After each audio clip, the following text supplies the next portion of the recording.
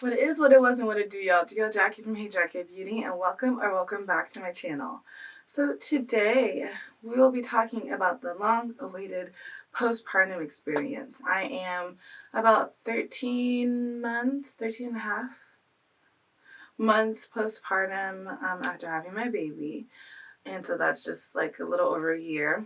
And I think it's a great time now to just talk about everything that had happened and how I'm doing today. So if you guys want to know all about that and everything, then keep on watching.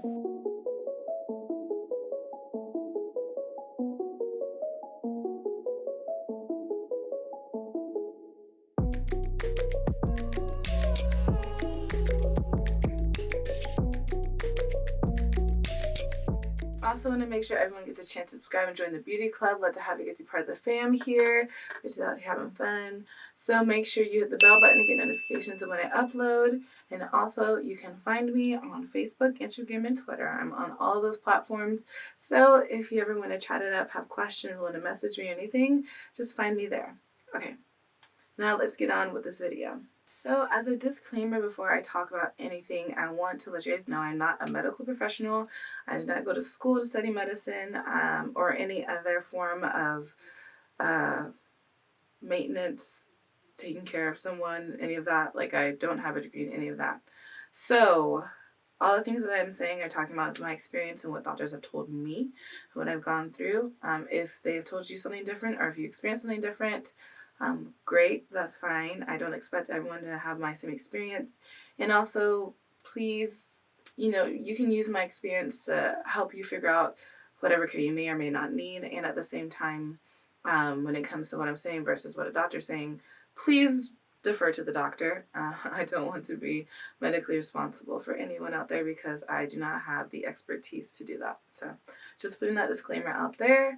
And just let's get on with the video. So the way that I wanted to talk about this was to kind of separate it out to like the things that were a little bit more difficult and all that, talking about that in the beginning, and then talking about the more easier parts of postpartum for me at the end. And so we're going to start off with the two main things that were really difficult for me in my postpartum and that were difficult hurdles for me to get through, and that was gestational hypertension as well as postpartum anxiety.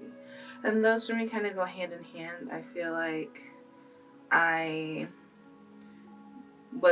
had anxiety because of having health issues, and then my health issues weren't getting better because of my anxiety. Like, they kind of were in a vicious cycle for a little bit of time.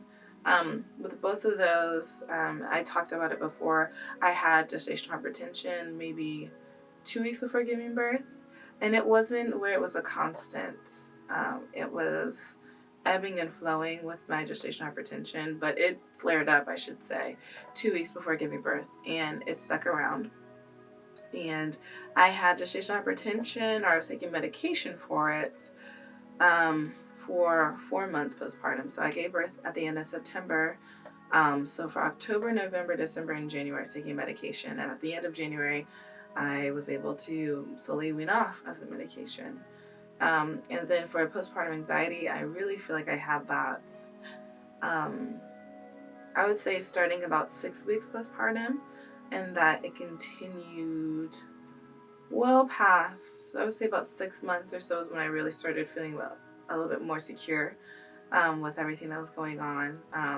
5 months wasn't too bad, but definitely the bulk of like my issue with postpartum anxiety was definitely between 6 weeks and 4 months.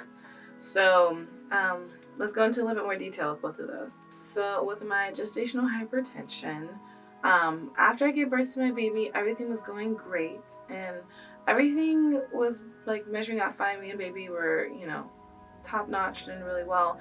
And so when I left the hospital, they told me to not take my blood pressure medication. Thankfully, my doctor, because she was friends with the doctor that operated on me and did my C-section, she was aware of what was going on. Not of every detail, but she was like, heard that I had given birth and everything. And so she called me up, and I believe the day after my daughter's well visit, which was Wednesday. So I got out of the hospital Tuesday. My daughter had her well visit Wednesday, and for whatever reason too, I thought, I was good enough to be walking around and doing stuff. So I did a little shopping at Target with my husband. Probably shouldn't have, but did that Wednesday. Thursday, I was called into my OB's office to get a blood pressure check, and I'm very, very, very happy that my doctor did that because my blood pressure was high. it was really high. I believe it's in the 150s or 160s over 90s, which is not good. And so at that appointment, she had me do a direct catheter to make sure, that she could get as pure of a sample of my urine as possible. Super uncomfortable. But there was like trace amounts of protein. She was like, there really is none. But she's like, I'll just put trace because there's like the tiniest amount. But she was like, it's nothing abnormal at all. She was like, you're good. So again, I didn't have preeclampsia at all. I just had gestational hypertension, and that to me makes sense because with my family history, specifically on my maternal side, with a weight gain comes hypertension, and when we all lose weight, it goes away. And I, at the end of my pregnancy, I was 210 pounds. I don't know if I mentioned that, but I was really heavy. I'd gained about 50 pounds during the pregnancy, and I was already fairly overweight. I was not the heaviest I had been, but I was still fairly heavy. I wasn't at the weight that I wanted to be. I was 160, I believe, when I had gotten pregnant. And so after, not only being pregnant, but having gone to the hospital and getting all those fluids in me and everything, I definitely gained a good amount of weight. And so I did lose a lot of weight very quickly. And I only knew that because after that appointment, my doctor then had me get back on labetalol, 100 milligrams twice a day. And she said each week she wanted me to come back and get my blood pressure checked. And so I only knew about losing weight because I was coming back and getting weighed out. And so, yeah, my weight kind of fell off really quickly, but I'll talk about that more later. And so it took, honestly, like even after like the first week, it wasn't amazing, but my blood pressure was coming down and stabilizing. And at home, I had the wrist cuff for my blood pressure, and my mom was with me and kind of helping take care of me, helping my husband out too. So we were monitoring at home as well as me going in and getting checked. So we were kind of doing all the things necessary, as well as like changing up my diet, eating less processed foods and a lot more low sodium foods. Basically just being like really healthy and trying to get my body to, just be back to its normal state. And so we did that for 6 weeks, I believe.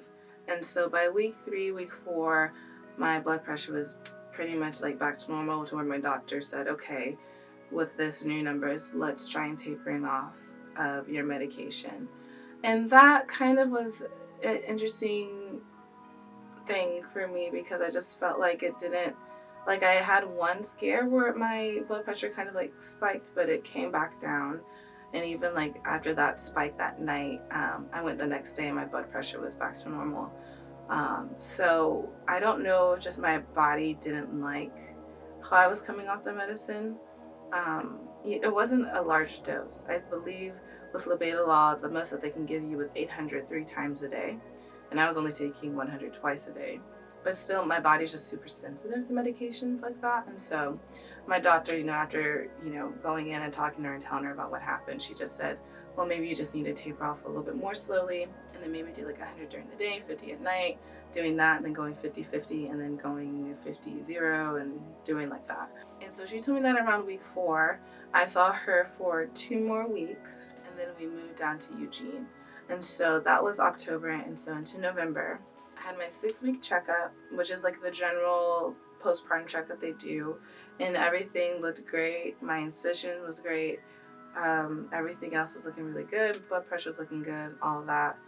And so she told me at that appointment that she didn't expect me to be on the medications for longer than 4 to 5 months. Or I believe the month that she said, or the month that left me at, was like February, March. She said by that time I should be off the blood pressure medications. And also she had told me too previously that she didn't think that my hypertension was due to food, but she still wanted me to be careful anyway about my food and everything, about how much I was eating.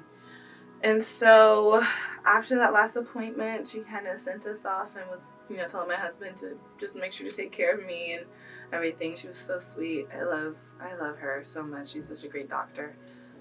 We moved down to Eugene. So we are down in Eugene, and my first task was to try and find OBs and doctors because of just this condition that I had. And also just making sure, too, for my newborn that she had a doctor and everything. And so we talked to friends and got recommendations. And for one doctor that I really wanted, I couldn't fit in a schedule or a time with him until like early December.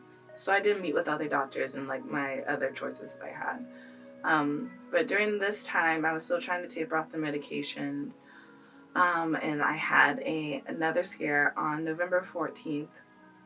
And with all my scares and everything that I've had, none of them had me go to the ER, or none, like I would call and talk to doctors and everything, and my blood pressure never exceeded the point to where I would go to the ER. I know one doctor said that if my blood pressure was above 160 over 100, or one of either of those numbers, she said to go, and so I never had gotten to that point with my scares. And also too, I had, like, I was used to using the wrist cuff, and I believe at this time in November I got in the arm cuff to get a more accurate reading, and I think we also lost the wrist cuff too. But I had not been super regimented or fully, like, I wasn't fully knowledgeable of like the way you're supposed to take your blood pressure depending on the machine that you used. And so I did like read the instructions and everything on it, but I didn't know much of like, kind of like, I didn't know much about blood pressure monitors and cuffs and everything, and like online, like some of the standards and things they have you do. And so that's not to say that my readings were inaccurate at all. It just was saying I just wasn't aware of like what blood pressure is and what it does, and even like the medication I was taking, I wasn't fully knowledgeable or aware. I knew that it was a beta blocker, but I didn't know exactly what that meant, and all of that. And so I did end up doing research later when my anxiety wasn't as bad. But either way, I had a scare on the 14th, and everything kind of went back to normal that night and then the next morning, but I still was anxious, and my blood pressure was slowly rising. And so I was like, you know what, that's it. My mom's out of town. I need to go in and see somebody. And I remember going to my appointment. I set up with a walk-in clinic. I just was telling the Lord, I was like, I don't want to go home if my blood pressure is above 130 over 80. But for me, I was like, I just want a ridiculously low number. Because before all this, my blood pressures were fairly low. And so I went into the clinic, and the nurse checked, and it was like 124 over 75. And then inputting the cuff, because I brought the cuff that I use at home just to make sure that it was, getting the same readings, that it was accurate. It was like off by maybe like a point or two. So it was still in the 120s over 70s. And then the doctor came in and checked my pressure, and it was like 110 over like 70 something. I don't know. It was low. So I was like, okay, God, I don't need to go into the hospital. Fine, I'm okay. And basically talked with the doctor. She took a urine and a blood sample. Everything came back great. And so, she did her due diligence as a walk-in doctor to make sure I was okay, and was super sympathetic towards me, and just, for me just having a newborn, a 6-week-old. But basically it just like with blood pressure and then 6 weeks with anxiety coming on, it just was like, it was a lot to deal with, and it was hard because I felt like I couldn't focus all of my attention on taking care of my baby. And particularly like for me, I think it was hormonal because I would get this tingling sensation on the back of my head, neck, shoulders, like sometimes even my entire body, but just the back side of my entire body, my arms, my legs, like all of it. And it'd be like a wave that would come up and like go back down. And if it was really bad, it'd be my entire body, but typically it was like my arms and everything. And it felt like, getting the chills or the shivers, like, and feeling that so intensely was just so scary to me. And I didn't like it. And it just made me feel really out of control. And so between those feelings, knowing also that like when you give birth, all your progesterone basically is like gone because it's gone with the placenta. And so some women will have like an overload of estrogen because that's the hormone that's really present and everything, and estrogen can cause anxiety. And so I do really think I had like a surplus of estrogen. I can't remember the exact term, but I do believe I had a surplus of estrogen in my body just during that time, and that's what caused a lot of like the weird flexes in my hormones and everything, and a lot of my anxiety, the tingling and stuff that I had too. I think it was partially due to that, and also to another thing I didn't find out till later is that women who have C-sections tend to be more likely to have postpartum depression and anxiety. And I didn't know that till later either. They don't know exactly why or for what reason, but that was definitely something that was a part of it. Also, all that information had come out about like the number of Black mothers who had died due to having a baby and giving birth or postpartum. And so just having hypertension and all of that, and just knowing that information and having anxiety just was not helpful for me at all. And I would definitely say like November and December were really, really, really dark times. Even though like every doctor I went to and saw during that time told me I was fine and I was healthy and that everything's going to be okay, and that it seemed like the medicine was doing what it was supposed to do, and even though it was like a really low dosage, it just was really, really, really rough because I just had never had surgery before, I'd never been sick before, none of this stuff. And so to have this issue, to take prescription medications for the first time in my life, and I'm like in my late 20s, it was difficult for me, and not really having a reference or someone to really like talk to who had gone through something very similar was very difficult for me. And so the only one that like has gone through something similar is my mom, but she didn't go through this after having a baby. And so it was just all of these things kind of like working together that made that second and third month very, very difficult for me. And so I know definitely during like that month, the second month, third month, and fourth month, so November, December, and January, I was in a very dark spot mentally where I didn't want to do anything. I didn't want to work out or go on walks or anything like that because I felt like that would be dangerous to me, even though working out is like what you need to do if you have hypertension. Like working out's a really good thing to do. If you know me, you know that my tendency is to lock doors. Just growing up, you know, in Baltimore and California and all that stuff, that's just naturally what I do is like I tend to lock doors and everything. Like when I'm going to the bathroom or something like that. And I started to be afraid of locking doors because I didn't want something to happen to me where either I fainted or had a seizure or something. Like I thought something bad was going to happen to me, and I didn't want people to not be able to get to me. I remember sitting in the chair in my parents' room and kind of being like, okay, Jackie, get ready, this is going to be your last breath, and then, you know, something bad's going to happen. Like I just, in my head was just like, with all these things happening, with how I was feeling, like in my body, just feeling sore and achy, but also dealing with like, you know, all these hormones and just the changes and everything, like dealing with everything, I just couldn't see the light at the end of the tunnel. And I kept thinking like, all right, you need to prepare yourself because something bad's going to happen, or you're going to die and you're not going to be able to, you know, see your daughter grow up and all of that. I was really, really, really in a dark spot during that time. And it was very, very difficult because I was also hard on myself for not taking care of my baby or having her be my sole focus. I was really hard on myself for that, and just not, you know, like I had to start comparing myself because I was seeing all these moms go out and, you know, going out and hanging out with friends and showing off their baby and doing all this stuff, and I was, you know, able to go out here and there, but like I wasn't as free as what I wanted to be or what it seemed like everyone else has. And so I was really hard on myself and was really upset and kind of just like, you know, just confused in a way. And so that lasted until January, because pretty much all the doctors that I had seen in November didn't want to increase the amount of medicine I was taking because they kind of were like, okay, it seems like everything is pretty fine. But it was about mid to end of November that I really started like taking my blood pressure, I think 3 times a day, writing down those numbers and everything, so that when I saw the OB that I wanted to see in December, he saw my numbers and he's like, okay, there's nothing alarming or scary about this.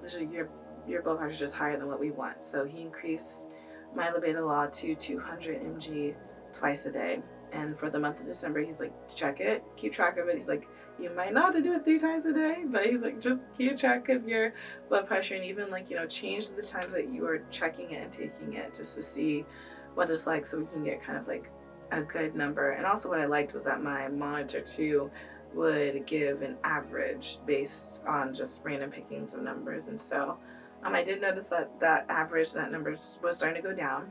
And it was in the 130s over 80s, I believe, when I was taking the 200 mg.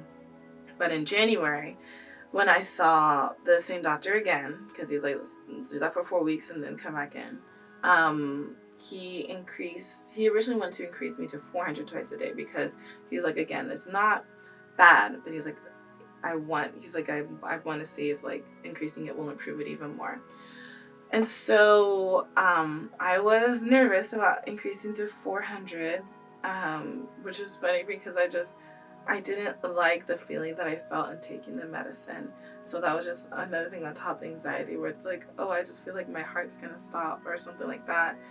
I was going through heart palpitations and things like that because of not keeping up my water intake and everything with baby girl breastfeeding. And so I just felt like so many things were it was just hard on my heart. And I just was very scared. And so I didn't want to take 400, which he was very understanding with. And he said, okay, you can start then taking 300 twice a day and work your way up.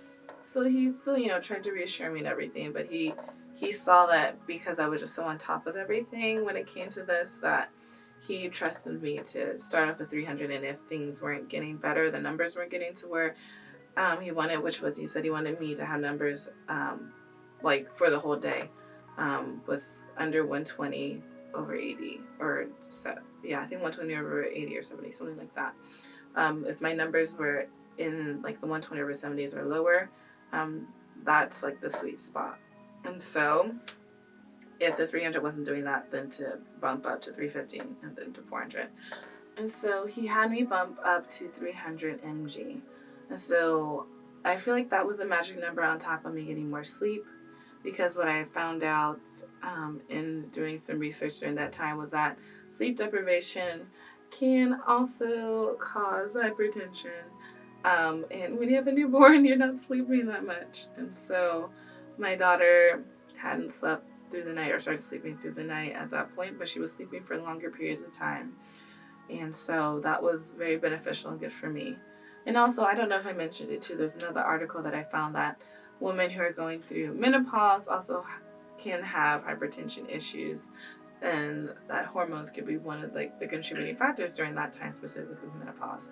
And so I just had the perfect cocktail of just like hypertension, like there were several things that can cause hypertension, and all those things are happening to me at the same time, and I ended up having hypertension into my postpartum.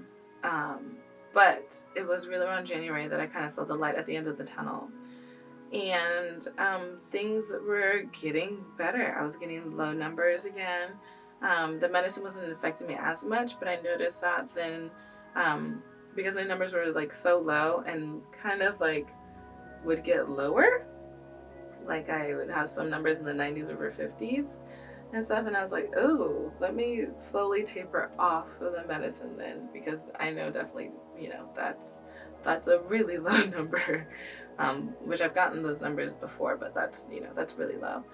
And so I would slowly taper off, and just my body would feel weird and everything, and tapering off, and I didn't like the feeling of it, but I just kept track with my numbers and kind of stuck with it. And when I was noticing that my numbers were staying the same as I was tapering off, then I just, was able, I think it was by the end of the month, I was able to get off the medication and my numbers stayed low and I was good. Throughout all this time, I still, I think I had 1 or 2 panic attacks during this month specifically. I had other panic attacks, like I had one in November, where they weren't too extreme, but I just remember feeling all the hormones and feeling panicky and feeling like I need to either get out of here or I need to go to the hospital or I need to, like, I would, just, start freaking out and everything. And so I think, I had one in November, one in December, and 2 in January. But I felt like once I was off the medicine that I was just like, I don't know, it really did something and it helped a lot. And what I started doing, in January, and I continued it past January, was I started doing acupuncture. And I just believe having that hour, an hour to myself was really great for me. I did it once a week. And I do think that not only did it help just with like my heart health and everything, but I think also kind of helped in doing it to try and help balance my hormones, because my hormones were just flying off the rails. And so I didn't know at that time, like if you see like an endocrinologist, I believe that's what they're called, that you can get some testing done. I didn't know or do that at that time, but yeah, it was very, very helpful, and I was glad that I did it and everything, and given like the whole time during this hypertension, so I was worried about like my heart and my kidneys, but even like my acupuncturist, I think there's a way they can they call like your kidney pulse or something, and she said mine was very strong, and every time again that I would go to the doctors, they would press around my body, they'd be like, oh, you're fine, all your internal organs are doing what they're supposed to do and they all sound great, and all these tests and blood work and urine things said I was great. And so it really just wasn't so much that physically I was in danger. Everything that was happening was easily taken care of and monitored, and all that. I was mentally dealing with my health issues on top of just entering motherhood threw me for the biggest loop ever. And I didn't start feeling like myself and feeling safe until I was probably 4 or 5 months postpartum. I was very picky about the food I was eating and making sure there was no salt in anything. And when I was slowly adding salt to stuff, I just cooked on my meals because I was just afraid if someone would add just a little bit more salt than what I thought was supposed to be in there, that things would just go crazy and out the handles. Because what they say typically if you have hypertension is to change up your diet, and that sodium can cause hypertension. But there's just so much that I had to learn over those few months, and realizing salt and sodium aren't the same thing, and that different salts have different amounts of sodiums, and the foods that seem salty aren't necessarily high in sodium, and vice versa. There can be something be high in sodium that doesn't taste salty. All those things, and even knowing that sodium is used a lot in processed foods because of preservative, and so to be careful about what processed foods you eat, sauces and all that stuff. It was a lot to take in and deal with, and I just was not very good to myself emotionally, and that really it took me doing yoga and doing exercises, and me kind of really being in my word and praying a lot, talking with my friends, where I had a lot of friends of people who didn't go through what I went through but were very sympathetic and really gave a listening ear. Watching videos and different things that kind of distracted me and took my mind off of things. It took a lot of that, and it took a long time to kind of get me back to the point where I felt safe and where I felt like myself in a way. And so I would say definitely 4 months and on was way better than before. And so yeah, those two things were the kind of the hardest things for me: blood pressure and postpartum anxiety. For the things that just were fairly easy for me, or were definitely way better, Breastfeeding, I didn't struggle with that. I'm so happy that was, a breeze. My baby is a great eater, still is. She's slowly tapering off now, and so I don't know how much longer I'll be nursing her, but yeah, she's slowly tapering off, but still breastfeeds now. I didn't have that much issue with getting her to latch and everything, and figuring all that out. So yeah, breastfeeding was good for me. I lost a ton of weight. So where the weight I am now, I'm in 140s, and I just say that because it fluctuates, so I don't know the exact number, but I'm in like the between like 140 145 is kind of where I am, and I have not been this weight since high school. And so I'm interested to see, like, once I'm done breastfeeding, how that works. But that just was a whole other thing of me kind of like learning to adjust to my body, because I became very top heavy, where typically I'm more bottom heavy. But during postpartum, because I was breastfeeding, it just was a whole new thing being top heavy and learning how to dress for my body and my shape and everything. It took a second to figure that out, but I figured it out, and it's great. I can like being my size. I don't want to be any smaller. I feel like this is like a healthy place for me to be in right now, and I just make sure to not deprive myself of like food and eating and everything, and just eat healthy. And so I believe like after giving birth, I've lost a majority of the weight like within a week or two. Like that first month, I was easily like 170, so I lost like 40 pounds really quick, and that just for me shows me that a ton of my weight was water weight. And so I believe I got in the 140s, and I've been here in the 140s for a long time, like 6+ months, been like in this weight. So yeah, it's been pretty good. I started getting my period, I had 9 months, and I think that was so great, because I feel like that kind of felt like the balance of my hormones was coming back truly at that point. Even though I felt good, like after 4 months, I was still experiencing like minor versions of like that, feeling in my head and back of my neck, like that it wasn't as major, but I would still feel that. And so I was very happy, where I feel like at 9 months that really kind of like flushed all of that out my system, and I was just feeling way more like a regular human being. And so I enjoyed that. Surprisingly, I know a lot of people don't look forward to getting their period, but I didn't. Mine wasn't horrible. I would say maybe like the second or third one that I got after that point was kind of like, ooh, like this is a bit intense, but the first one was very easy and smooth, and I was very happy about that. Yeah, I believe that's it. So yeah, that's just my postpartum. It was difficult. It was a lot of adjustments, and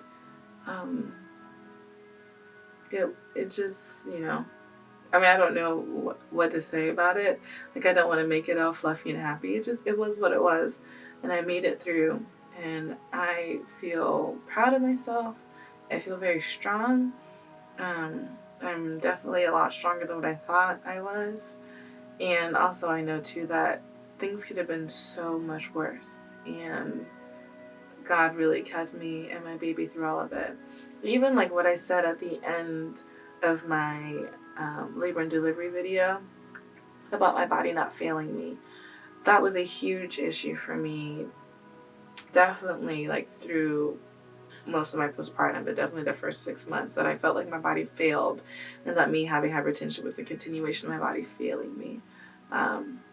But when I realized that, my body held on to my baby because it knew it wasn't safe for her to be born vaginally, like the fact that my body held on to her enough to where we could give birth, or to where she could be born safely.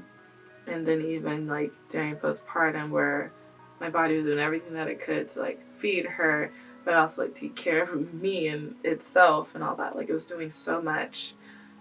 It didn't fail me, and the Lord didn't fail me, and I just learned to like love my body and love what it did, and to love my story, and to use it as an encouragement for others. So I hope that this is encouraging for you. I hope you guys don't feel like your body has failed you.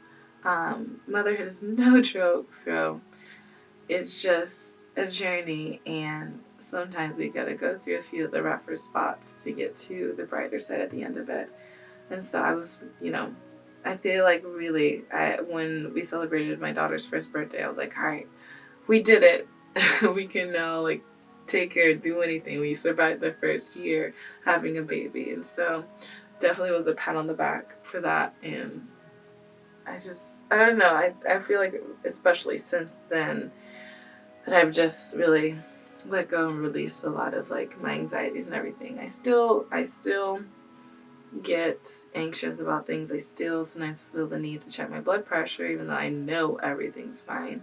Because since being off the medicine, I've gotten it checked and gone to doctors and different people and all that, and all that. It's been great and it's been fine. And so I'm not still with the OB that I was with originally. I'm with a different person, just because the new person I'm with, I like her office and just her staff better. But yeah, it's just things are great and things have turned out really well. So if you guys have any questions about my postpartum and everything, please feel free to leave a comment down below. I do want to do like more videos talking about like how I changed my diet and everything, to kind of just provide more information on like low sodium things that you can do, because I know I'm not the only mother out there that is dealing with or has dealt with hypertension, gestational hypertension in particular. So they're just things and more stuff that I want to share and all that. But if you just have questions in the meantime, please leave them down in the comment section below, and I'll make sure to get to them. And so yeah, either way, thanks for liking, commenting, and subscribing. Much love to you guys.